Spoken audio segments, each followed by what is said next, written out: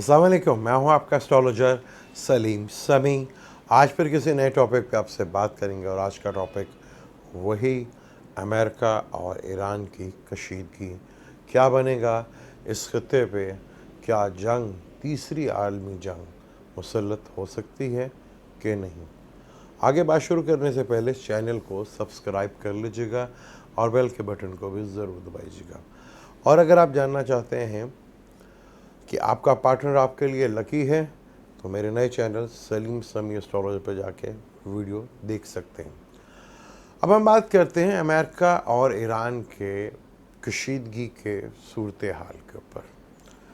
क्या ये जंग तीसरी आलमी जंग की तरफ जा सकती है?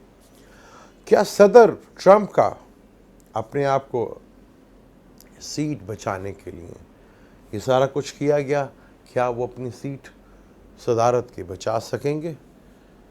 कि अगर टाइम पर सदर ट्रंप ने ये स्टेप उठा लिया, क्योंकि अमेरिकन और बल्कि कोई भी दुनिया में इस वक्त जंग के मूड में नहीं है और ईरान के दिल के ऊपर, क्योंकि उनके बहुत काबिल आदमी जर्नैल को शहीद किया है, क्या ईरान की पूरी कौम और ईरान कि जिस बटालियन से वो फौज से इनका लिंक था पूरी शदीद सदमे में है और ईरान की तरफ झंडा भी लगा दिया गया है? और क्या ये अमेरिका और ईरान की जंग होगी या नहीं? और खित्ते में तेज़ी के साथ महंगाई का रुख बढ़ता हुआ, लेकिन हमारे वज़ीर मसरूफ़ हैं। खित्ते में तेज़ी के साथ स्टॉक मार्केट गिर रही है और हमारे वज़ीरों का करैक्टर भी टिक टॉक की वजह से गिरता जा रहा है।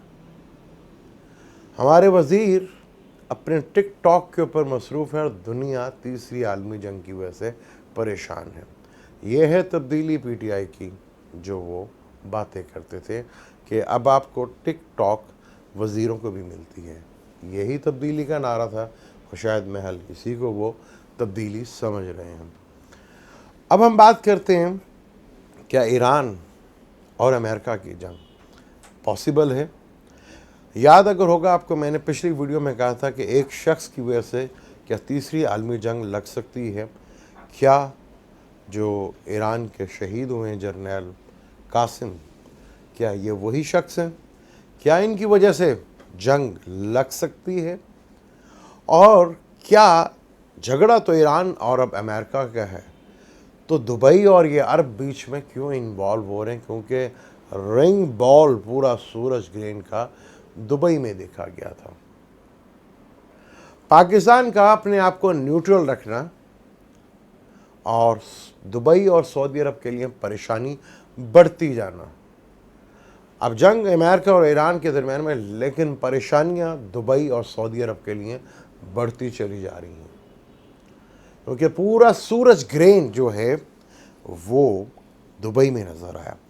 तो डेफिनेट फरवरी या मार्च तक कोई बहुत बड़ा वाक़या दुबई में हो सकता है। दुबई के लिए आने वाला टाइम बहुत मुश्किल है, बल्कि गल्फ़ के लिए ही बहुत मुश्किल है। जंग तो किसी और की थी, लेकिन मुझे लगता है कि नज़ला किसी और के ऊपर गिरेगा। क्या पाकिस्तान अपने आप को इससे दूर रख पाएगा? क्या सऊदी अरब गढ़ तो नहीं बन जाएगा इमरान की हुकूमत को हटाने के लिए? आगे स्टार कंडीशन तो कुछ इसी तरह बता रही हैं, क्योंकि सऊदी अरब और दुबई दोनों बड़ी शदीद प्रॉब्लम में आगे बढ़ते चले जा रहे हैं। अब कासिम साहब जो शहीद हुए हैं जर्नैल इमरान के, उनकी वजह से तो तीसरी आलमी जंग लगने नहीं जा रही, लेकिन मुसलमानों के लिए टाइम बहुत मुश्किल साबित होता जा रहा है। दुनिया के किसी खत्ते में उठा के देख लें, जुल्म या कोई कत्ल वो मुसलमानों के इलाकों में ही हो रहा है। अभी हालिया में इंडिया के हमारे मुसलमान वज़ीरी, पता नहीं क्या नाम है, मुझे उनका नाम नहीं है, वो खान साहब को कह रहे थे, यानी कि हमारे वज़ीर आज़म को, कि आप अपने मुल्क का सोचें, हमारा सोचना छोड़ दें। आप ही की वजह से तो ये बीजेपी आज बैठी है। आज मुसलमानों का जो बुरा हाल है, इन्हीं मुस्लिम लीडर्स और मुल्लाओं की वजह से है। इन्हीं की वजह से आज बीजेपी इंडिया में हुकूमत कर रही है और मुसलमानों के लिए कोई वहाँ आसानियाँ पैदा नहीं होने जा रही।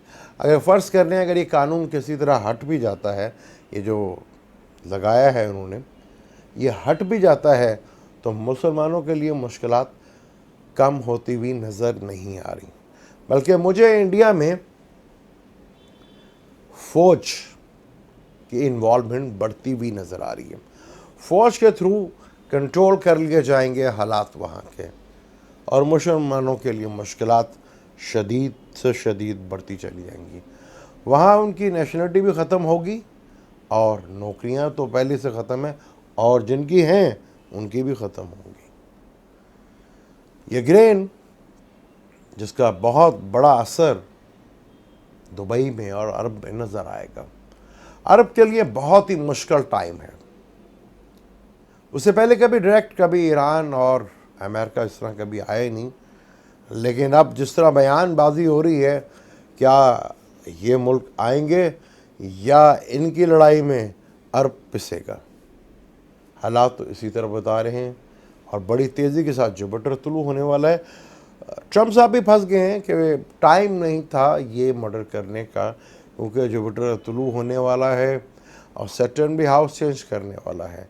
तो यहाँ तो लोग पीस और अमन की बातें करेंगे और ट्रम्प साहब को शायद अपनी सीट जो बचाना मुश्किल होता जा रहा है, क्योंकि पता नहीं क्या प्रॉब्लम है कि अमेरिकन सदर को अपनी कुर्सी बचाने के लिए ईरान के साथ, जैसे हमारे पड़ोसी मुल्क को इलेक्शन जीतने के लिए ट्रम्प कार्ड पाकिस्तान का चाहिए होता है, इसी तरह अमेरिका के सदर को अपनी कुर्सी बचाने के लिए ईरान के साथ फटा करना पड़ता है। क्या ईरान उनका साथ देता है इस चक्कर में, पता नहीं क्या प्रॉब्लम है, लेकिन हालात बड़ी तेज़ी के साथ मूव होने जा रहे हैं। खत्ते में प्रॉब्लम तीसरी आलमी जंग की तरफ तो नहीं जा रही, लेकिन एक ख़ास खत्ता, एक ख़ास इलाका, वो अरब और अरब में सऊदी अरब और दुबई बड़ी मुश्किल में आने वाले हैं। इसके ऊपर डिटेल से बात करेंगे आपके साथ, पूरी खुल के बात करेंगे। जैसे जैसे स्टार कंडीशन चेंज होती है पूरी डिटेल के साथ इस पर आप बात करेंगे। अब मुझे दें इजाज़त, लेकिन जाने से पहले चैनल को सब्सक्राइब कर लीजिएगा और बेल के बटन को ज़रूर दबाइएगा। मुझे दें इजाज़त, अल्लाह हाफ़िज़।